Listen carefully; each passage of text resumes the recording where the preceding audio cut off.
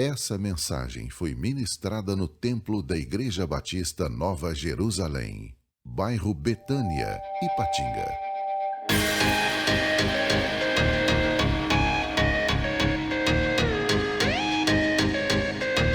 O tema da mensagem é a procura de uma igreja saudável.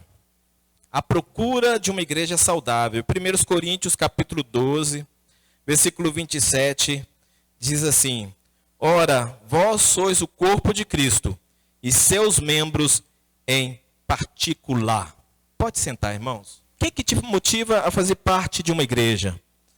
Seria a música? Seria a pregação? Seria a escola bíblica dominical? Seria o prédio? Seria a amizade que a gente acaba criando com as pessoas? O que faz você olhar para uma igreja e dizer assim, eu quero fazer parte dela? O que faz você olhar para uma igreja e dizer dessa forma, eu quero fazer parte dela? Hoje eu quero desafiar você a fazer parte de um processo de transformação, que deve ser buscar transformar a igreja num ambiente saudável, em que todos se sintam assim à vontade, todos se sintam motivados a serem discípulos de Jesus, a refletir a glória e o caráter de Deus. Então eu quero começar essa mensagem recapitulando aquilo que todo cristão precisa entender. Ele precisa entender alguns conceitos, quebrar alguns paradigmas a respeito do que não é igreja. E primeira coisa, a igreja ela não é um prédio. A igreja não é um lugar. Aqui na Nova Jerusalém, estamos reunidos agora, o povo está reunido aqui, está reunida a Igreja Batista Nova Jerusalém. A igreja está nesse momento. Mas depois que encerrar o culto, depois que apagar as luzes e fechar as portas, é só o prédio. Não é a igreja, cada um foi para sua casa. A igreja, ela não é um ponto de pregação, é a mesma coisa na questão do local. A igreja, ela não é um provedor de serviços espirituais. Tipo assim, eu disse no domingo passado, que tem muita gente que procura Deus quando o boleto vai vencer e não tem dinheiro, quando a barriga está doendo e não tem remédio, quando a situação está difícil e você não conseguiu mais resolver, aí tem gente que procura igreja nesse momento. Mas depois, algumas pessoas que eu costumo, como pastor, ir atrás, assim, você está desaparecido, você está sumido. Está tudo bem? O que está acontecendo? Pastor, está tudo bem. Está tudo maravilhosamente bem. Quer dizer, será que precisa ficar ruim para procurar a igreja? Então tem gente que acha que igreja é somente um local de provisão de serviços espirituais. Pronto, some, desaparece. Então a igreja não é um prédio, a igreja não é um provedor de serviços espirituais. A igreja, ela é um povo, o povo da nova aliança, comprado com sangue derramado na cruz. Igreja é o povo de Deus. Glória a Deus por isso. Eu vou repetir aqui o que eu venho falando, sozinho em casa. Você, meu irmão, minha irmã, você não é igreja. Vendo live em casa, você não é igreja. Vendo programa evangélico de TV em casa, você não é igreja. Porque igreja é constituído por um grupo de pessoas. Igreja é constituído por um grupo de pessoas. Efésios capítulo 5, versículo 25, está escrito assim: Cristo amou a igreja e a si mesmo se entregou por ela. Ele não se entregou por um lugar, ele não se entregou por um prédio, ele se entregou por um povo. Cristo se entregou por um povo. Então, na Bíblia, nós vemos vários exemplos para ilustrar a igreja. Esse texto de 1 Coríntios que nós lemos, se você for ler esse texto todo, ele compara a igreja como um corpo. E o apóstolo Paulo fala muito bem sobre isso, sobre a função de cada membro dentro desse corpo, fazendo parte desse corpo. E em Romanos capítulo 12, do versículo 4 e 5, também faz a mesma comparação. Tem outro texto na Bíblia que compara a igreja a uma família. Tem outro texto que diz que a igreja é a noiva. Agora, eu quero que você pense comigo assim. Esse dedinho aqui. Esse dedinho. Se não quiser fazer mais nada, vamos trabalhar dentro da comparação de que a igreja é um corpo. Se esse dedinho não quiser fazer mais nada, ele vai ficar assim, ó, não vou segurar esse microfone. Né? Não preciso segurar esse microfone, ele vai ficar assim. O que vai acontecer com ele, gente? O que vai acontecer com esse dedinho se ele ficar assim direto? Oi? Ele vai atrofiar. Né? Ele vai parar de funcionar. Não vai parar de funcionar? Não é assim quando a gente fica acamado no hospital durante muito tempo e depois o fisioterapeuta tem que ir lá mexer na perna da gente, mexer no braço, porque ficou muito tempo parado. Então, gente, é tão simples esse princípio espiritual e, ao mesmo tempo, ele é muito sério. Você é parte do corpo. Você é parte do corpo de Cristo. Alguém pode dizer assim, pastor, mas a igreja é um lugar de gente que só dá dor de cabeça. Por isso eu acho melhor ficar em casa. Então, vou contar uma historinha para você. Eu sei disso. Eu sei muito bem disso. Teve uma igreja que eu fui pastorear, não é aqui, tá? Teve uma igreja que eu fui pastorear, quando falaram que eu seria o pastor da igreja, definiram lá que eu seria o pastor, aí um grupo de pessoas dessa igreja disse assim, eu aposto que o pastor Adriano não fica um ano nessa igreja. E aí eu descobri que a aposta não é de Deus. Não é de Deus mesmo, tá? Eu aposto que o pastor Adriano não dura um ano nessa igreja. E aí, gente, tinha pessoas ali, eu não sei quem é que fez essa aposta, que grupo é esse que conversou esse tipo de conversa. Mas aí, tinha gente lá que me atazanava tanto, que eu pensei assim, esse daí apostou a moto. Ele está com medo de perder a moto. Teve outro, aí o nível ia, igual jogo de videogame, o nível ia aumentando. O outro perturbava mais, eu falei assim, esse daí apostou o carro. O carro custou muito dinheiro para ele. E o nível ia aumentando. Não é aquela perturbação para fazer você largar de ser pastor, não. É para você largar de ser crente. Você olhar assim, nunca mais, esse povo não existe Deus por causa desse povo. A coisa era terrível. Tinha gente lá que perturbava tanto que eu falei assim, apostou a casa. Já está vencendo o tempo e ele apostou a casa, ele está desesperado. Aí tinha gente que perturbava mais ainda, eu falei assim, uai, mas não tem moto, não tem carro, não tem casa. Então ele apostou os meninos. Os meninos eu vou levar para casa. Pelo menos os meninos eu vou evangelizar. Pensa numa situação terrível. Eu fiquei mais de um ano lá. Então não sei o que aconteceu com os apostadores. Pela graça de Deus, pela misericórdia de Deus. Mas que momento difícil. Mas eu vou te falar uma coisa aqui. Esse tipo de pessoa, ele está na igreja por dois motivos. Quando eu fui preparar essa mensagem, Deus me revelou que dois motivos porque essa pessoa está na igreja.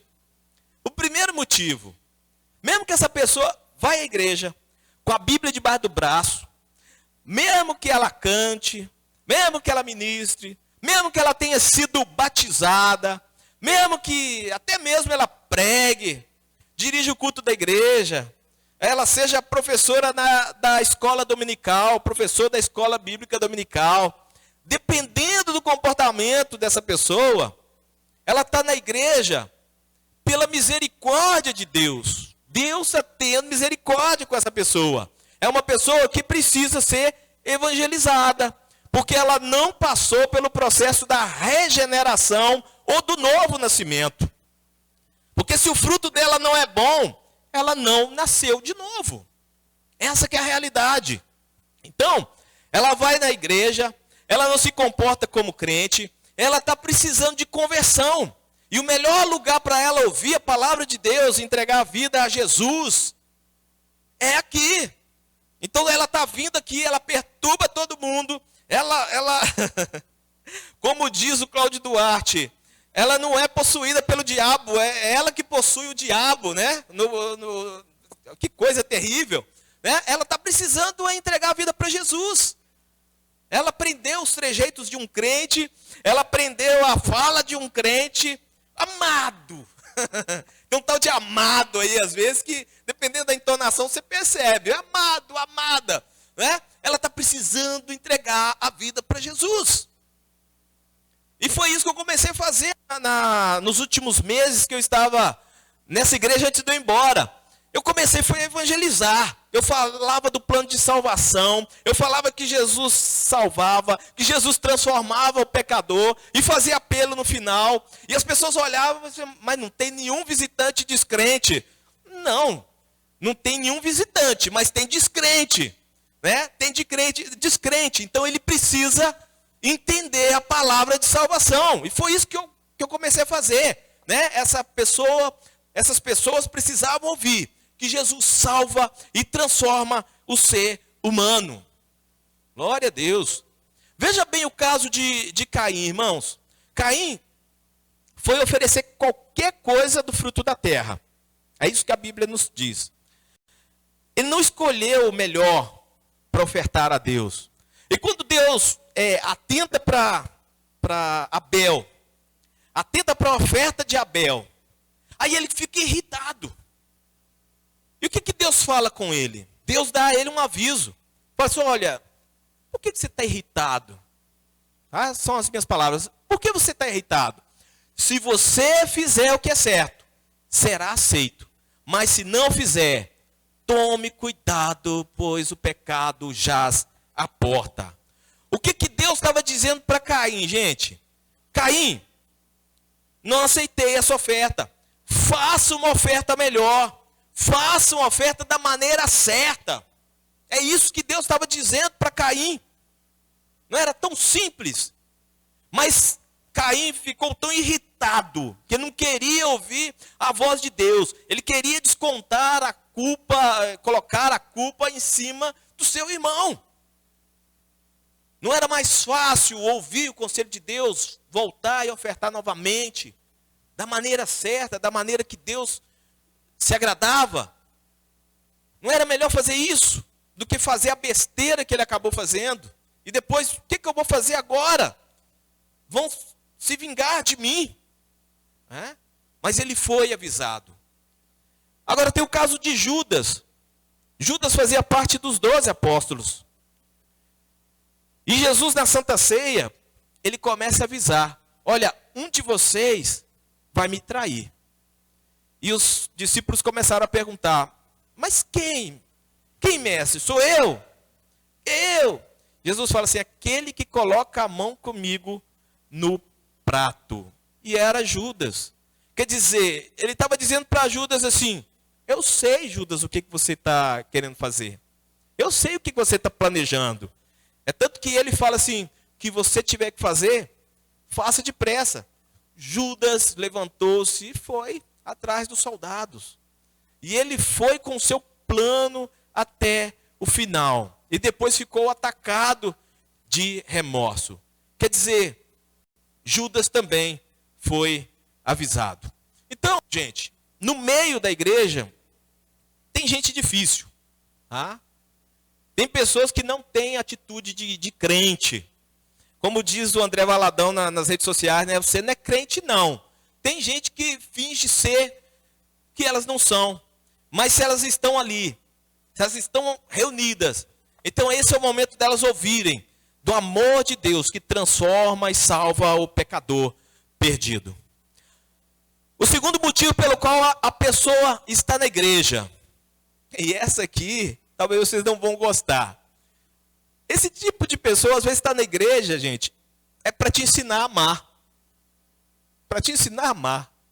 Que outra forma você vai demonstrar seu amor ao próximo se não for por meio dessas pessoas? Como que você vai falar assim que ama o próximo? Porque amar, como disse, está escrito na Bíblia, amar aqueles que te amam, É muito fácil. Mas e amar aqueles que implicam com você? Como que é amar, demonstrar amor ao próximo por aquelas pessoas que só te dão dor de cabeça? Como você vai amar aquela pessoa que só gosta de ficar pegando no seu pé? Saindo da igreja? Não, isso não resolve. Você pode até falar assim, pastor, é por isso que é melhor ficar em casa. Por isso que é melhor ficar em casa. Você mesmo já está dizendo. Eu fico em casa por causa dessas pessoas difíceis. Olha, fica em casa para você ver. Fica em casa. Você vai ter que aprender a amar o seu vizinho, que liga o som alto na janela da sua casa até 2 horas da madrugada. Você vai ter que aprender a amar o seu chefe que fica pegando no seu pé. E você não pode falar nada porque senão ele te demite. Você vai ter que aprender a amar o seu colega de trabalho que toda hora está fazendo alguma com você, está te aprontando alguma. Então a diferença é que lá você está sozinho, você não está na igreja. Aqui é o lugar de aprendizado. Aqui é o lugar de aprendizado. Aqui é o lugar que tem pessoas para andarem lado a lado com você. Aqui é o lugar onde tem pessoas para orarem com você. Aqui é o lugar que tem pessoas para chorarem com você. Aqui é o lugar que tem pessoas até para falar para aquela pessoa que ainda não se converteu. Para com isso. Você está totalmente errado. Totalmente errado. Então aqui é o lugar de aprendizado. Igreja, irmãos, então, é o corpo de Cristo. E ele é o cabeça. Igreja é uma família.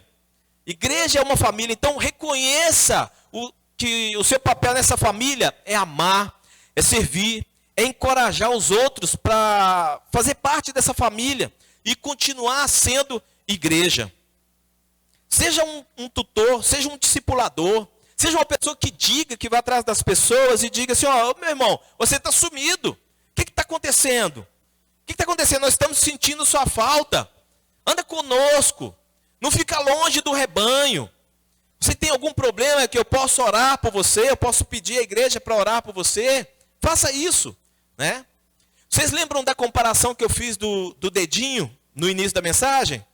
Pois é, se a igreja é comparada ao corpo, então o alvo dessa igreja deve ser uma igreja saudável. Ser uma igreja saudável. Saudável porque é a maneira como o corpo físico deve crescer. Esse corpo que é a igreja, ele tem os seus problemas. Mas esse corpo está avançando. Uma igreja saudável não é uma igreja perfeita, que não peca. Ela não resolveu todos os seus problemas. Mas é uma igreja que se esforça dia após dia para ficar ao lado de Deus na luta contra os desejos ímpios e os enganos do mundo, da nossa carne e do diabo. Uma igreja saudável é uma igreja que procura se moldar à palavra de Deus. É uma igreja que procura ser o reflexo da glória de Deus nessa terra. Veja bem, Deus criou o mundo e a humanidade para refletir a glória dele. Adão e Eva deveriam refletir a glória e o caráter de Deus, mas eles não fizeram isso. Desobedeceram a Deus, pecaram, foram expulsos do jardim do Éden. Depois, Deus chama Abraão e faz a ele uma promessa. Sai da tua terra, sai da tua parentela, da casa do teu pai, para uma terra que eu te mostrarei. Em ti serão benditas todas as famílias da terra. Abençoarei os que te abençoarem, amaldiçoarei os que te amaldiçoarem. Tinha promessas para Abraão. E Abraão sai em obediência a Deus. E da descendência de Abraão, vou falar de forma resumida, forma-se o povo de Israel. Mas o povo de Israel, quando a gente vai lendo, durante todo o Velho Testamento, o Antigo Testamento, o povo de Israel também não reflete a glória de Deus. O povo de Israel não reflete o caráter de Deus. Então, Deus agora envia o seu Filho para manifestar o seu caráter santo e amável e remover sua ira contra os pecados do mundo. Deus amou o mundo de tal maneira que deu o seu único filho, para que todo aquele que nele crê não morra, não seja condenado, mas tenha vida eterna. Em Cristo Deus veio ao mundo para revelar-se a si mesmo. Em Cristo Deus veio ao mundo para nos salvar. Agora a igreja, ela recebeu a vida de Cristo. Ela recebeu o poder do Espírito Santo. Ela é chamada para manifestar o caráter e a glória de Deus a este mundo. A igreja é chamada para testemunhar em ações, em palavras, a grande sabedoria de Deus, a obra da salvação instituída por Deus. A igreja foi chamada para refletir o caráter e a glória de Deus.